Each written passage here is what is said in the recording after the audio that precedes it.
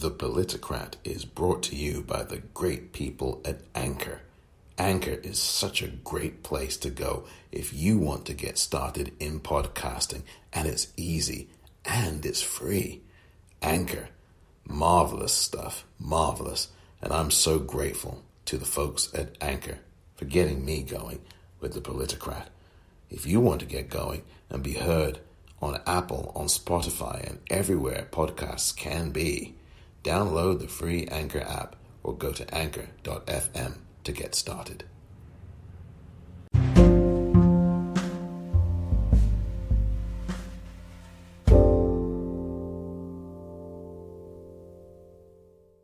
People who was holding back the protesters at the Target. Why did you do that? The reason why I held people back from Target is because the individuals that wanted to break an entry into Target in the first place were undercover detectives hired by the NYPD. Are you sure about They that? made it seem as if that they were with the group, but they were not. And I was right there, front line, with everybody else, explaining to them that we are simply doing a peaceful protest. The cops are trying to set us up right now, and they're currently following us as we walk down to the bridge. What would you say to the protesters right now who are hurling projectiles at the police? I would tell them to stop. That is not the narrative we're painting for our generation. Our generation is different. We mean what we say, and we say what we mean. We want peace, we want unity, we want to feel safe again in our country. Can I ask, why are you out here tonight? What is your message? My message is to let America know that we're done being oppressed by racism, no matter black, white, whatever the color may be. But today's story is the narrative of the African American man being oppressed, and that's why we're here, to show America that we're not afraid to fight back terrorism, racism, and anything that oppresses us as brothers and women, because we are all Americans, and that's how we should stay and remain as one. Welcome to another edition of The Politicrat. I'm Omar Moore. It is Sunday, May the 31st, 2020. What you just heard was audio from a young man who was organizing a protest. His name is David, and he was being interviewed by Andrew Solander, who is a reporter at Forbes. Not someone who actually likes to get his name out there, but I just put it out there. And I'm sure that his Twitter page is absolutely exploding at Andrew Solander.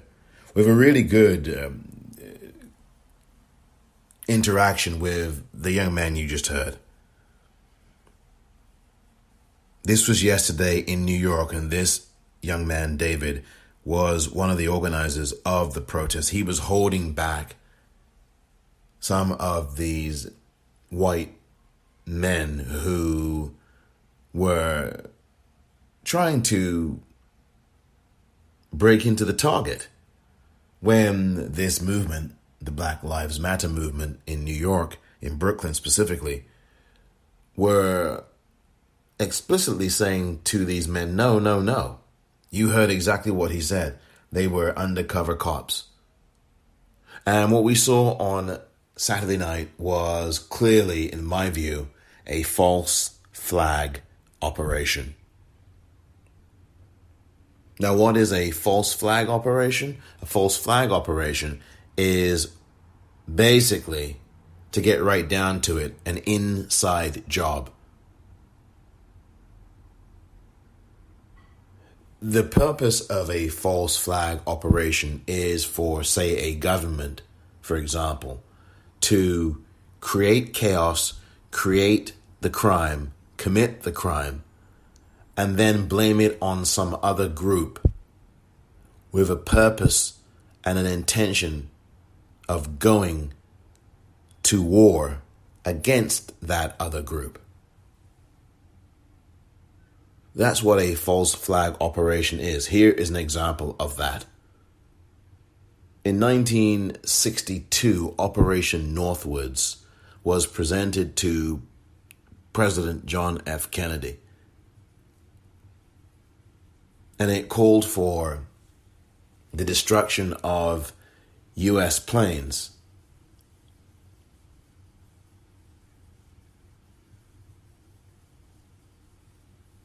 over Cuba. And the intent was to start a war with Cuba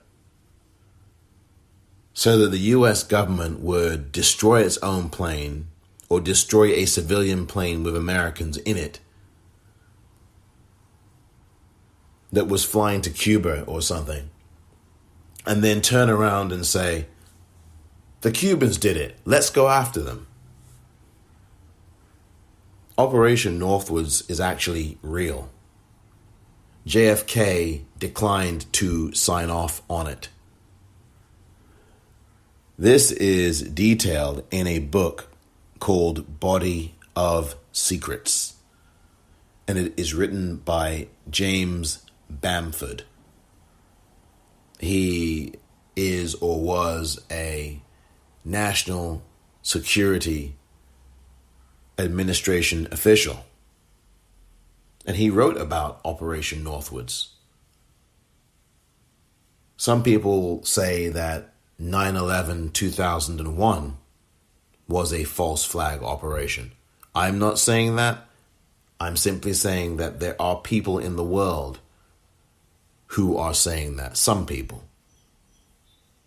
You may call them conspiracy theorists. You can call them whatever you choose to. But assuming that for a moment, if people are saying that 9/11/2001 was some kind of false flag operation, this would be the example of it. For example, let's just speculate for a moment. The idea would be that the American government would shoot down a plane in Shanksville, Pennsylvania, which is what many people say happened, actually. That the American government would allow the planes that crashed into the World Trade Center into American airspace. A complete standing down of American airspace, so that you could allow any unrecognized or unpermitted aircraft to completely have the airspace. Allow that to happen. Allow the damage in the Pentagon to go forward. And then turn around and say, hey, it was bin Laden, or hey, it was Saddam Hussein who did this. After all, that's pretty much what was being said about Saddam Hussein. There was all of these conflations around Saddam Hussein.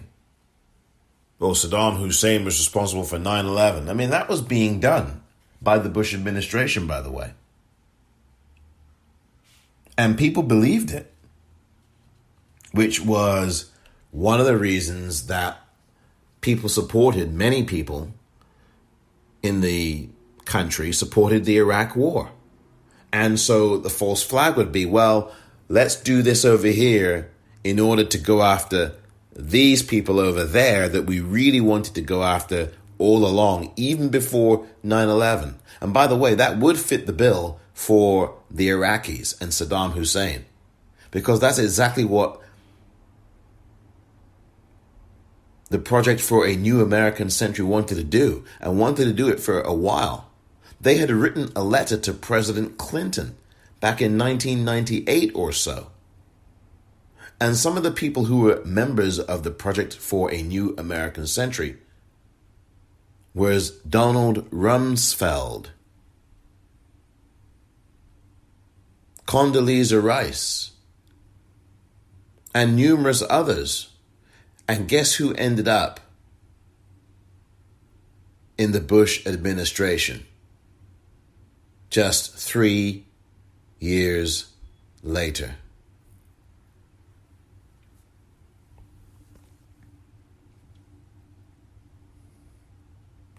Regardless of what you think about 9/11, in terms of whether it was a false flag operation designed to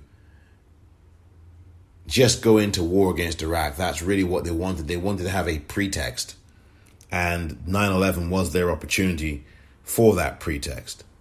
Regardless of whether you agree with that or whether you don't, one thing is very clear to me from what I observed pretty much all of yesterday, Saturday, is that the violence that you were seeing on your television set, which CNN just could not get away from. CNN just spent the entire day showing us burning cars, burning buildings, police beating people. Well, they barely showed that. But you get the drift. Protesters throwing things at police.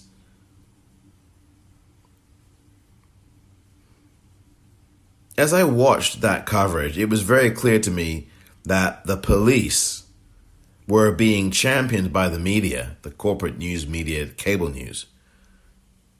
And that what wasn't being shown was this brutality that was obviously happening.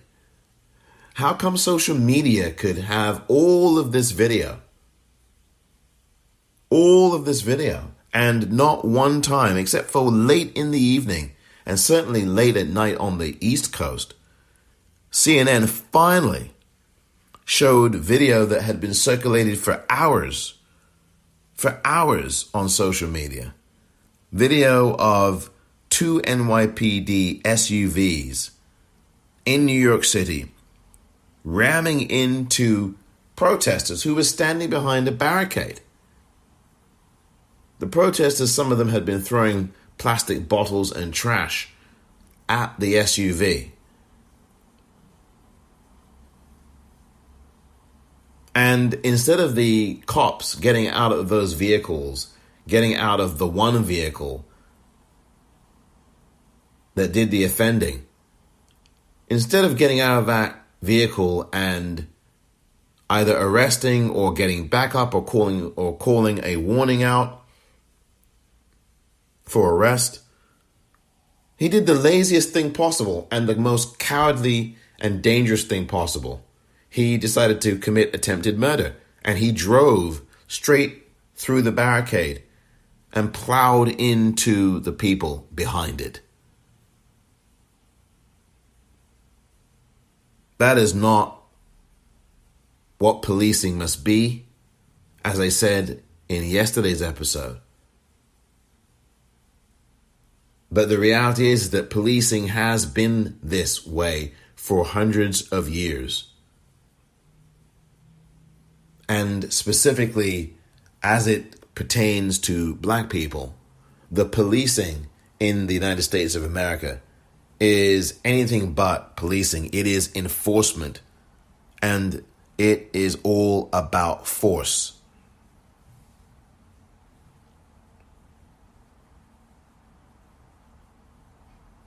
What is interesting, by the way, is that of all the people who broadcast for CNN and the reporters and everybody else, only one person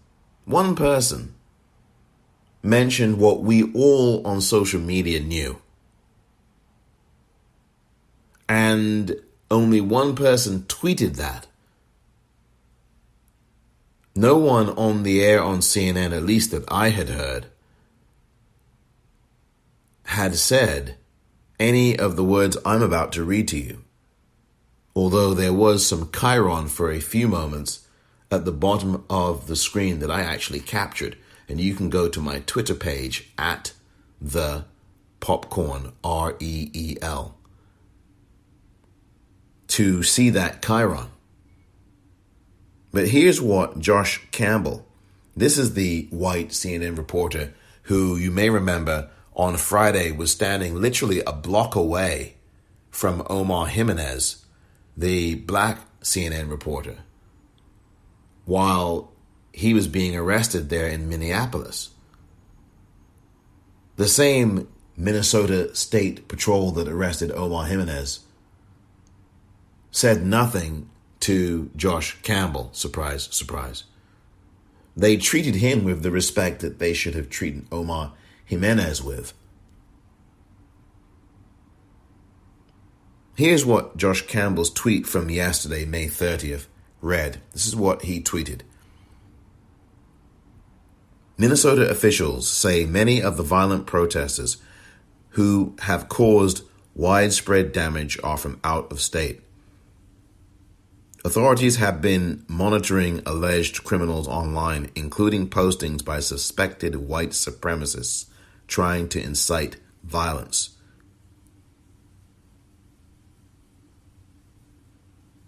This is definitely a false flag operation in my view. This is about police. This is about white racists. This is about a combination of the two. And I think that they are working in tandem. They are working, in my view, in tandem to discredit the Black Lives Matter movement, to justify even more militarization of the police in this country, to justify martial law being invoked in this country, and to squash the calls for justice, in this case for George Floyd, but also to prevent and justify and squelch the calls for a completely different type of policing, which is what I've been calling for, what you've been calling for, what many of us have been calling for, and what I repeated in yesterday's episode. We must have a compassionate, community-oriented policing in this country. We cannot survive in this country anymore with this kind of policing. What we have now is Gestapo. What we've had for 244 years, in fact, what we've had for 400 years and beyond, has been Gestapo policing. And the police are showing people now, if white Americans did not realize this before yesterday, then this Sunday they surely know that the police are Gestapo. The police have been in our communities terrorizing it and been terrorists forever. And it seems now as if, at least if you're on social media, white people are beginning to see that. There have been so many instances of press people being hurt by police. I talked about it in yesterday's episode. And there are instances of it that happened again yesterday.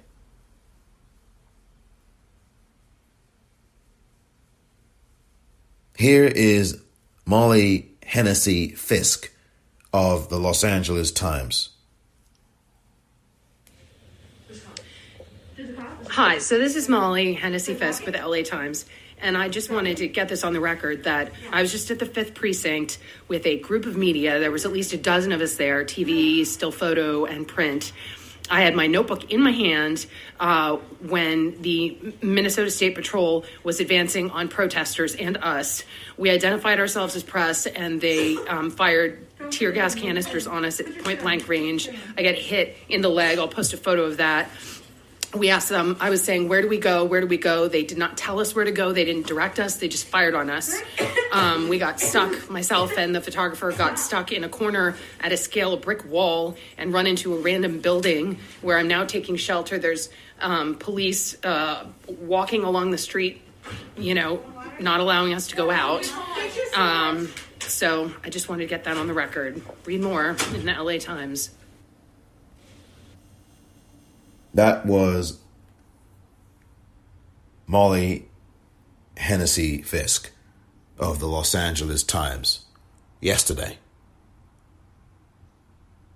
talking about the same Minnesota State Patrol that arrested Omar Jimenez live on air as he was doing his report for CNN. These police are Gestapo. Then there's another reporter who got injured. She was shot in the eye by a pellet from a pellet gun fired by police. She was taking a photo. She's a photographer. And she got hit in the eye, in her left eye. She's blind now. And was told that she would not be able to see for the rest of her life. Blind in her left eye. She was fired upon for no reason. She was identified as a press photographer. And the police did this.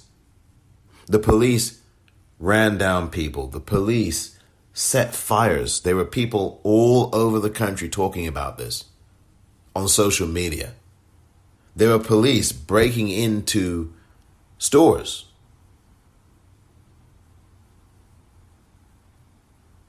And none of that ever got on air on CNN. There was an attempt to conflate everything. Everything.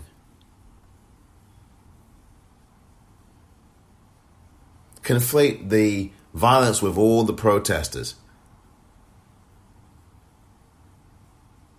When in reality, while there may have been a small few who did things, the vast majority of protests all over the country were peaceful. And all CNN chose to do was focus on the unrest that was going on in a number of cities, not on the overwhelmingly peaceful protests.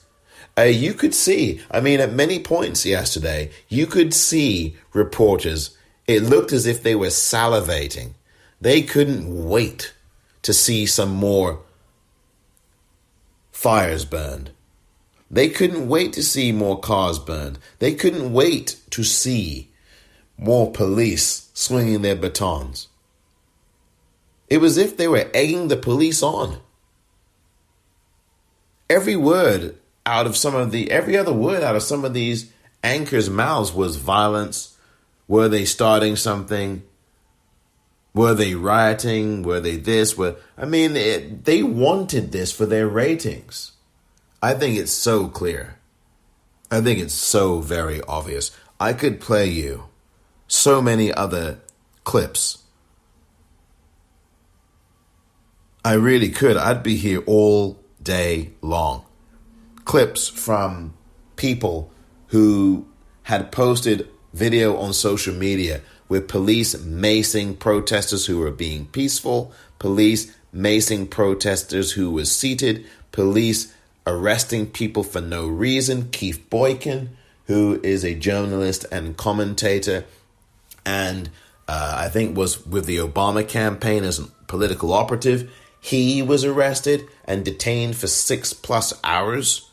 Yesterday, he was simply walking along the West Side Highway in New York City, in Manhattan, and the police decided to just arrest him for no reason whatsoever. They just arrested him. They just arrested him. He was just walking. That is all he was doing. And yet the police decided, we're just going to arrest you. What for? Well, you were in the way. In the way? I'm just walking. Like you told me to. So Keith Boykin got arrested.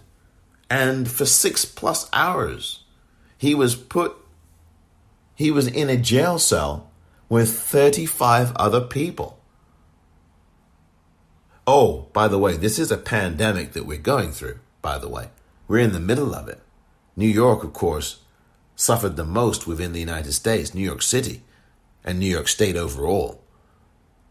And with a pandemic that is still going on, it is not a wise idea.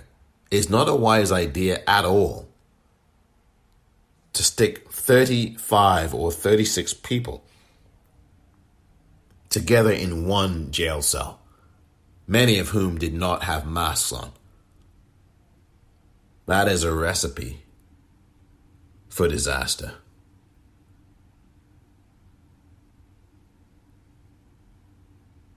We are seeing a number of things. We are seeing an America that is coming to an end, at least as it was operating. We are seeing an uprising. We are seeing people say, we have had enough of this police brutality and violence and killing of unarmed civilians, black people specifically, Breonna Taylor, George Floyd, and so many others. People are fed up. People are angry. People have had enough. People have had enough. And what we're also seeing is violence from police. The police repression tactics are in full force right now. And we are seeing that also from these white racists who have clearly also infiltrated not only police departments, but are now trying to infiltrate Black Lives Matter, claiming to be your friendly neighborhood white protester and ally, but in fact is someone who wants to destroy the movement and wants to commit violence, but using the Black Lives Matter movement to do it and spray painting BLM all over the place as if that is something that the black protesters, and I might say some of the white protesters would do. They're not doing that. This is other people. And Josh Campbell's tweet should certainly be one that people look at Josh S. Campbell. That is, he tweeted that yesterday. It's on my Twitter page at the Popcorn, REEL. But these are the things that are happening. The other thing is that the media is completely ignoring, the cable news media is completely ignoring the fact that journalists are being attacked by the police. They are completely ignoring any police violence. Except for on Don Lemon's coverage last night when he showed the video that had been circulating for hours on Twitter. Hours of these two NYPD SUVs, one of them plowing into people who were throwing trash. Like that's a reason to plow into protesters behind a barricade. I mean, that is attempted murder. And thank goodness someone, at least one, maybe more than one person, there was an overhead angle of it too. So there was at least two people recording that. And for Mayor de Blasio of New York City to say that that is troubling, that happened, troubling. How about we need to investigate this and prosecute these cops for attempted murder?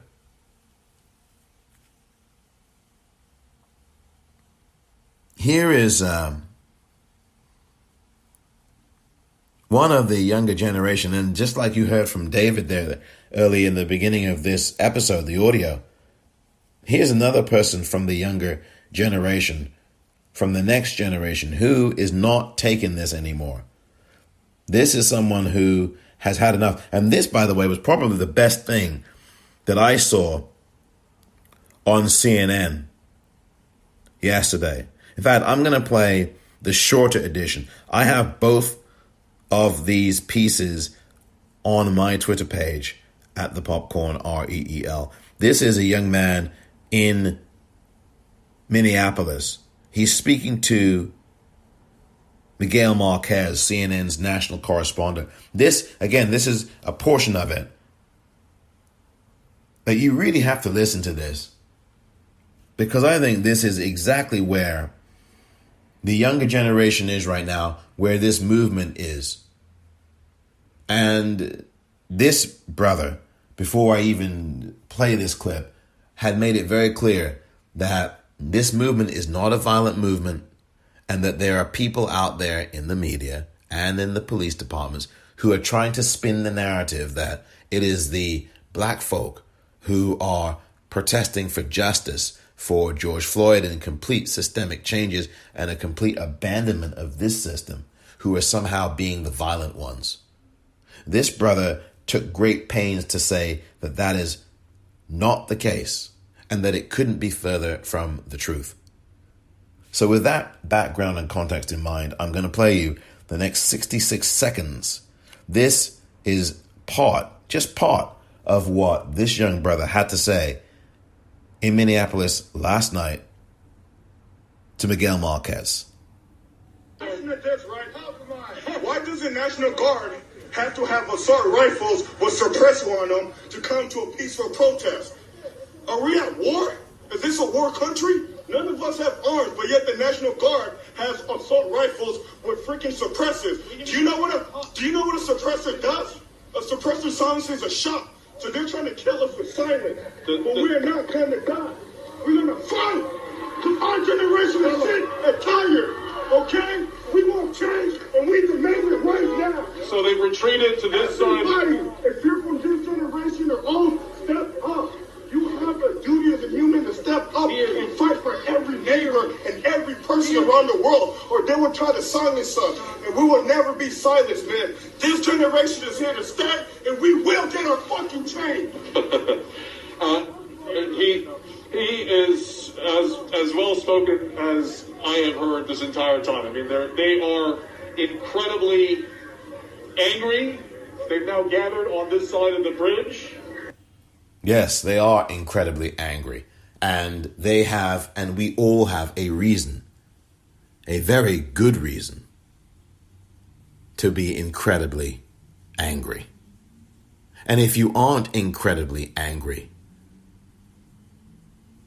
where the hell do you live? Next. Exactly 99 years ago today, Black Wall Street.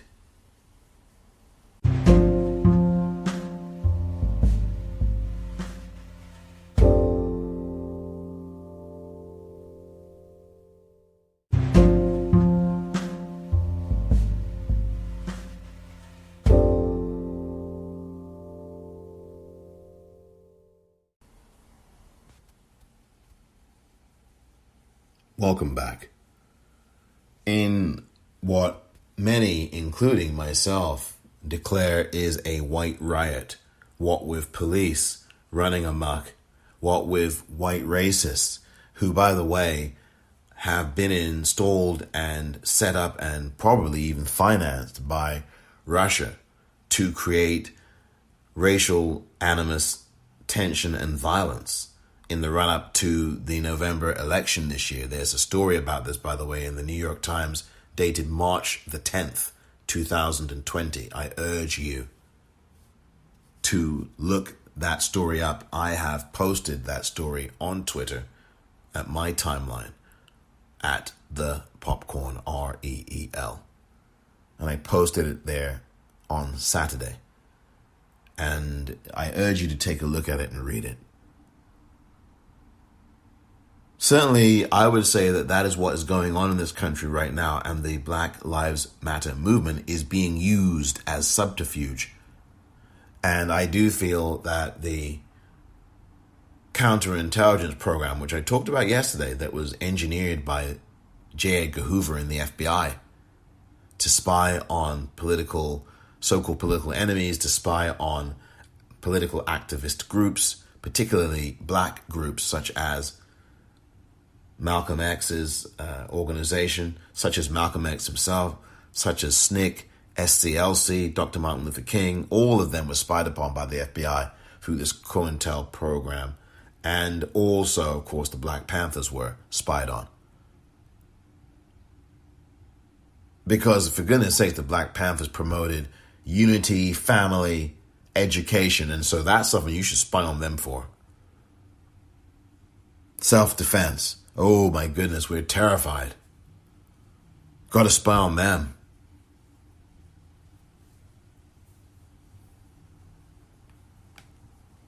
"99 years ago today,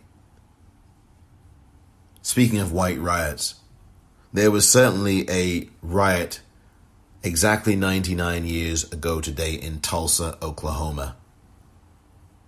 It was in a place known as Black Wall Street. Now, I'm not talking about the Wall Street in New York where enslaved black people would be sold and bought. And I'm not talking about the Black Wall Street where in New York City, near the African burial grounds, you had black people who were enslaved, being beaten, being killed, being sold, being bought. I'm not talking about that. What I'm talking about is Black Wall Street. in Tulsa, Oklahoma in 1921 on May the 31st of that year, 99 years ago today. Black Wall Street was a thriving place. It was a place that was an enterprise haven for black residents. It was completely black owned, black controlled, by and for black people. Shops, restaurants, libraries, pool halls, nightclubs, movie theaters, all owned by black people. It was a wealthy, prosperous, thriving area where businessmen and women ran their enterprises, where black people bought and sold to each other goods, services, everything bought and sold in the community, in Black Wall Street, on Greenwood Avenue. It was a mecca for prosperity in America for black people. It was a mecca. This was a place that was founded in 1906, and it was one of the safest havens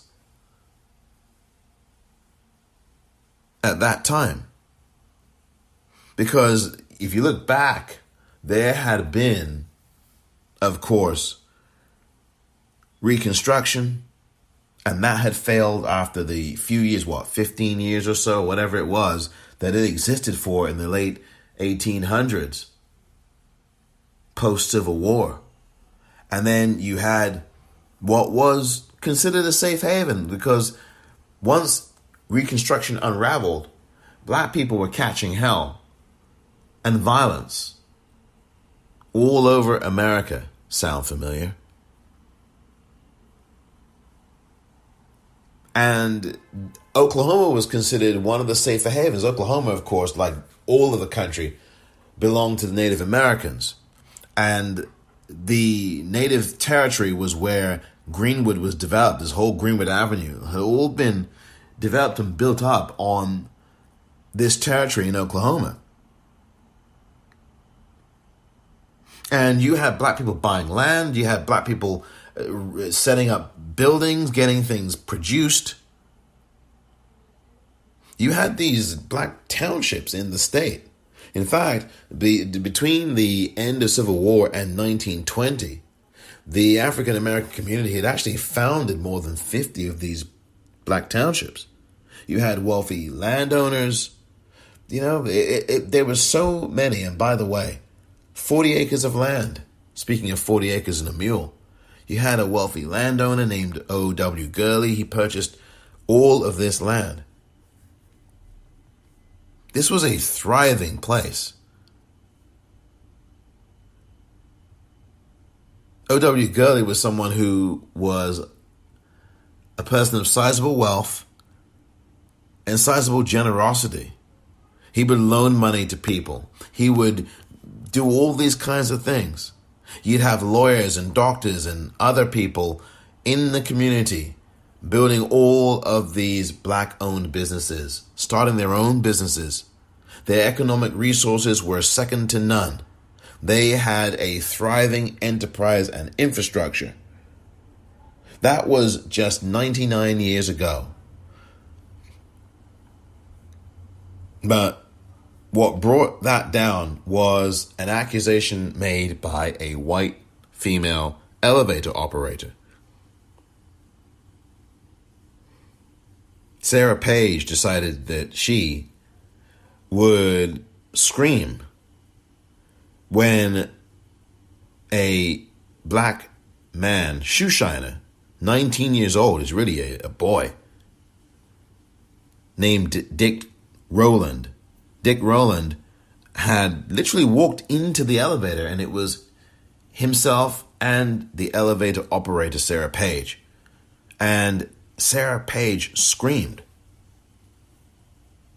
And immediately, Dick Rowland ran out of that elevator. He knew the stakes in 1921 in Tulsa, or anywhere else in America for that matter.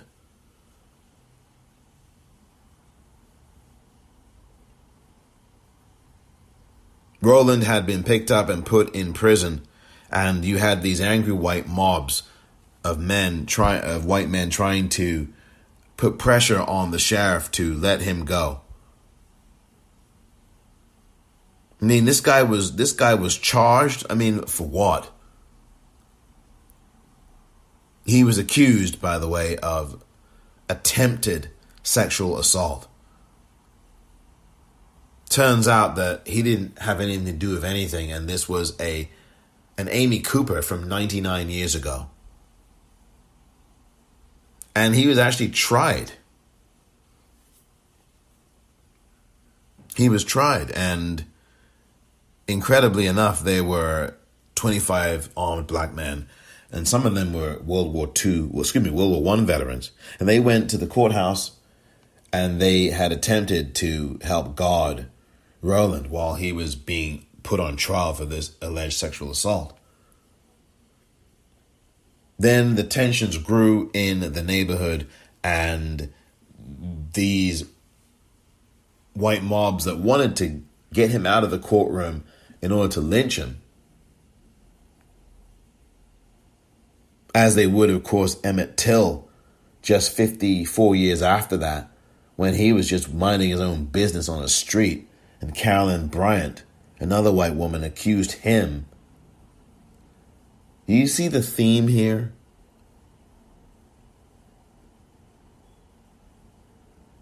From Sarah Page to Carolyn Bryant to Amy Cooper. Do you see that thread? From 1921 to 1955 to 2020.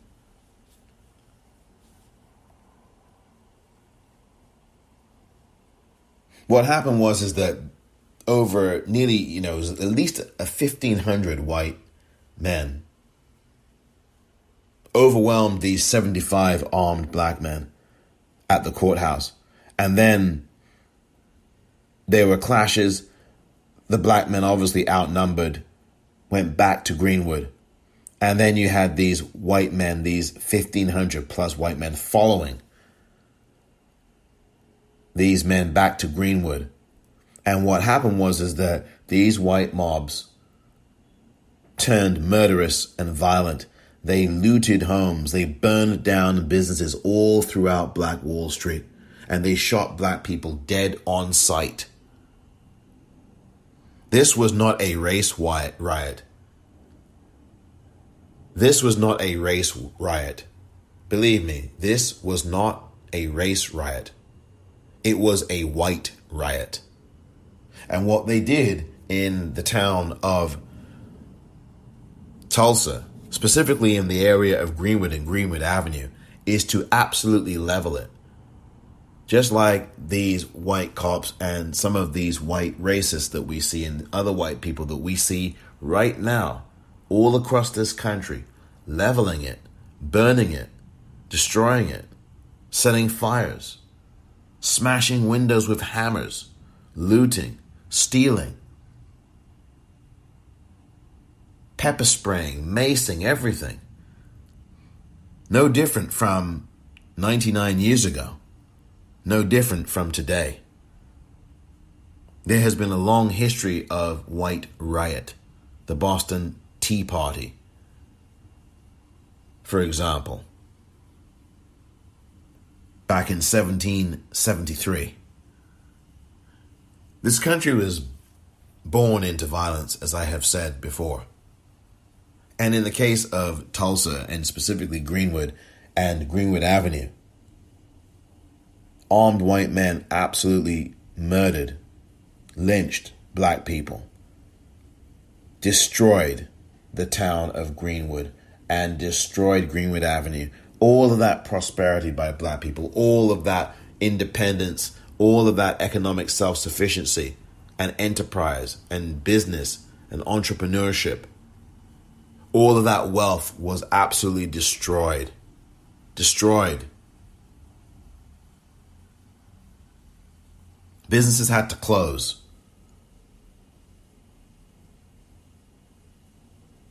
The town was rebuilt. But it wasn't the same. Greenwood and Greenwood Avenue was not the same again.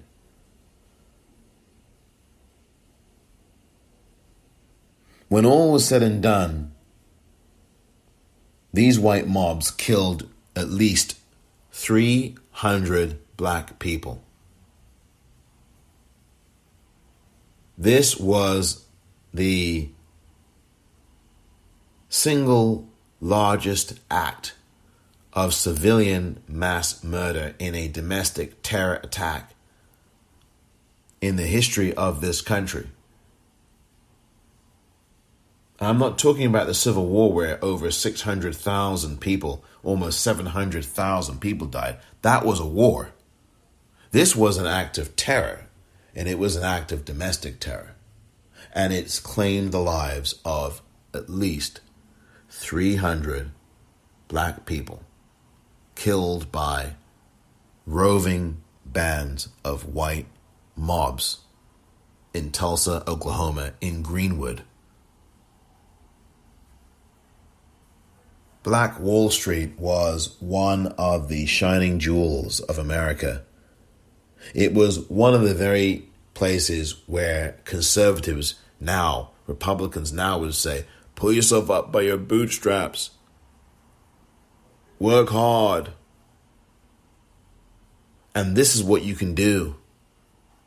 Well, there are many of us doing this, working hard, succeeding and thriving, and only to face redlining, no loans, no PPP assistance in a pandemic, no assistance, no help at all.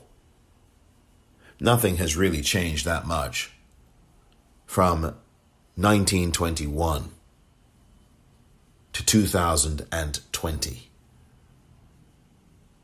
Black Wall Street, and there were other communities, by the way, like this, that were black, self-sufficient, economically strong, independent, wealthy communities.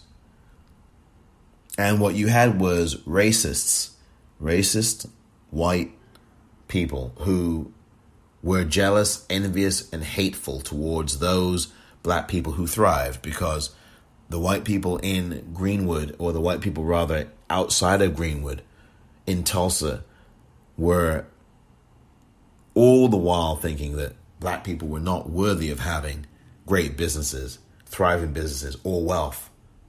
And they wanted to take that. You had Rosewood in Florida in 1923. Same thing happened there. Thriving black town, controlled economically, viable, independent, something that was envied by white communities in Rosewood, Florida. And the entire town was leveled by angry white mobs, murderous mobs, violent mobs. A number of black people were killed. A movie was even made about Rosewood.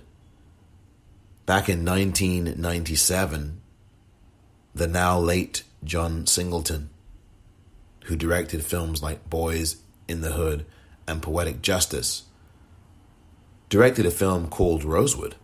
It starred Ving Rhames and John Voight and Don Cheadle and Elise Neal. And Esther Roll, by the way, the great Esther Roll, in one of her last film roles. And it told this story about Rosewood in 1923. Black Wall Street shall never be forgotten. And Black Wall Street is exactly what black people did and continue to do. Now more than ever, we need to thrive in that direction and keep doing what we are doing to have communities like Greenwood and Greenwood Avenue. One of the best and safest places in the entire country during the 1900s, the 1920s especially, but particularly in that period after Reconstruction. Very, very thriving enterprise.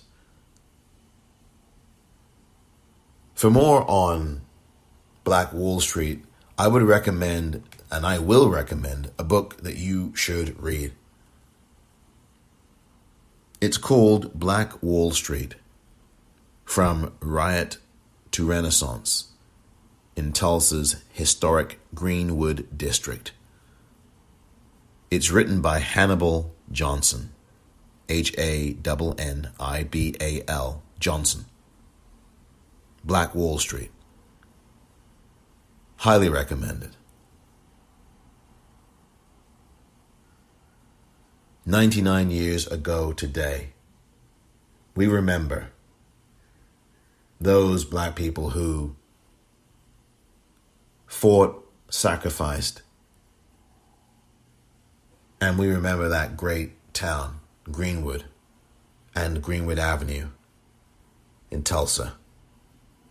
And may all of those brave, bold, thriving individuals in that Greenwood community rest forever in peace.